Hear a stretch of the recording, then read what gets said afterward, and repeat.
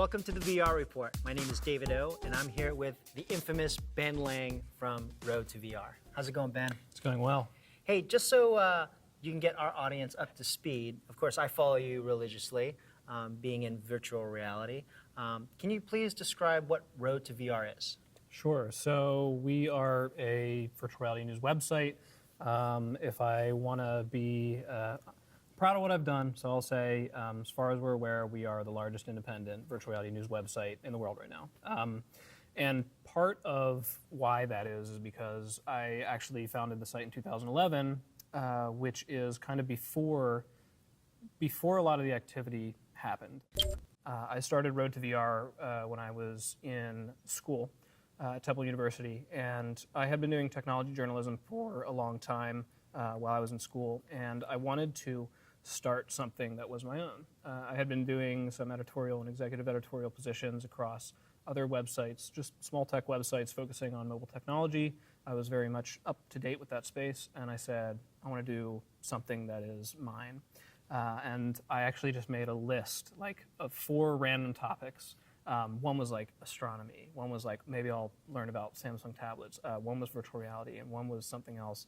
And I could have gone down any one of those routes, but I said virtual reality is the thing that interests me the most on this list. It was actually like on my iPhone. I typed it out one day of things I might do. So I launched Road to VR just as a little side blog, little hobby project, to answer a question for myself, which was 2 questions, I guess you could say, which was, what is the state of the art for VR? What is it right now? And how long until we get to the Matrix, like perfect virtual reality?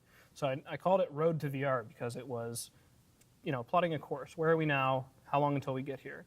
And I get the question a lot, like, oh, when these headsets are launched and everybody, can buy an Oculus Rift, that will be the road, there will be no more road. We're there, right? And I'm like, guys, I'm sorry, but for me, the road is perfect virtual reality, the Matrix, and I don't think I'll see it in my lifetime. I'd love to, but I'm trying to answer that question myself, just explore and educate myself about what virtual reality is, and now it's just reached this incredible consumer level, and things are so much more exciting than I could have envisioned in 2011.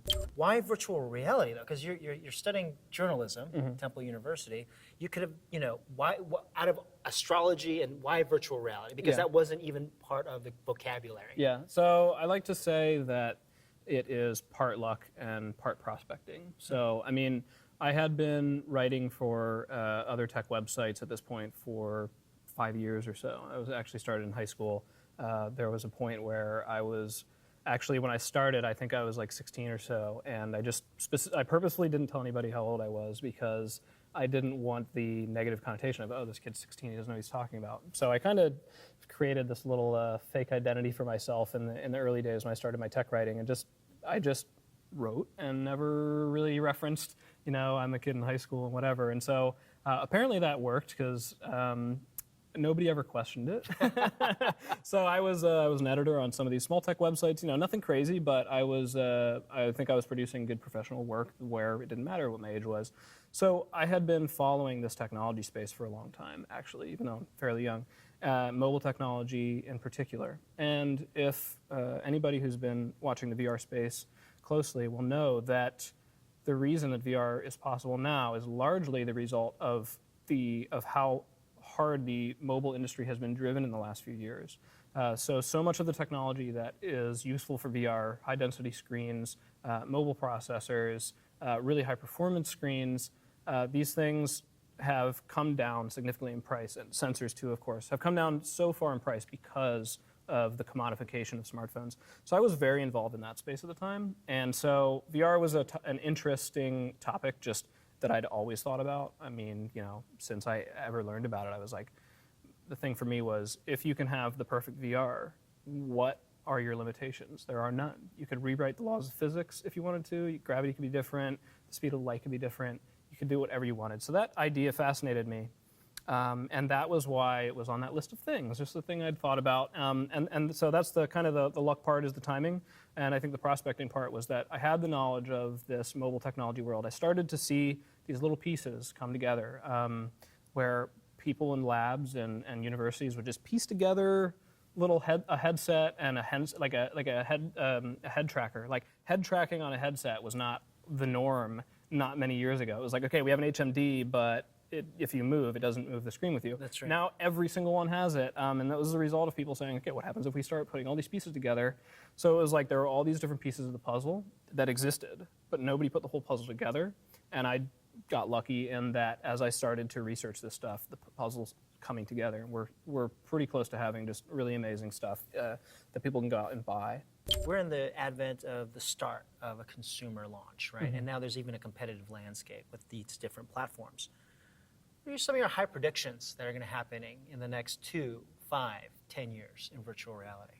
So I like to say that kind of any prediction beyond 5 years it's just not going to be right. Yeah. But it's fun to try, right? Sure.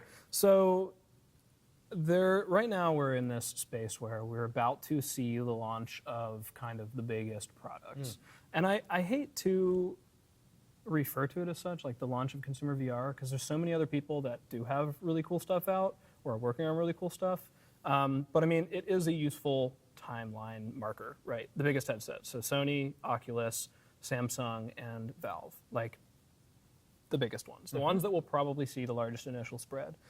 So credit where it's due for all the other people, of course. But this time is very important because it's the first time where it's going to be very easy for a consumer to get like probably the best consumer, to get the best consumer virtual reality experience that they've ever been able to buy. That's about to happen in the next year. For me personally, I just always feel like if the technology is good enough, people will make it fit into their lives. I mean, that's what we saw. That's what I did with the UMPC back in the day. Sure. It was... That's what people did with televisions back in the 50s. Exactly. Yeah. It was a huge box, and you had a little screen, but they said this is worth dedicating a room in our house to, right? I think that actually is a perfect parallel to what we're going to see with virtual reality and room scale experiences. Because if it is good enough, I mean, if you put someone in the Vive, in Valve's headset, and said, would you trade this for your TV? I mean, I would say yes. Like, yeah, I'll throw my TV out. I'll unsubscribe from cable to have a virtual, like basically a holodeck in my house and give the TV space up to the thing. I think that's going to happen. I think it's going to be good enough that people are going to say, we want this in our house. Maybe not 2 years out, maybe closer to 5 years. But you know, the thing is, there's this really interesting continuum all the way from cardboard to this 15-foot space. So it'll be really interesting for me to see where people kind of cluster to into these different segments that make sense. Because something that a developer makes for cardboard is not necessarily going to be a great Vive experience and vice versa.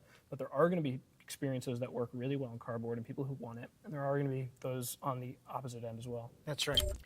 Ben, thank you so much for participating in the VR report. And we're looking forward to figuring out if some of your predictions actually partake into the future. Me too. Thank you.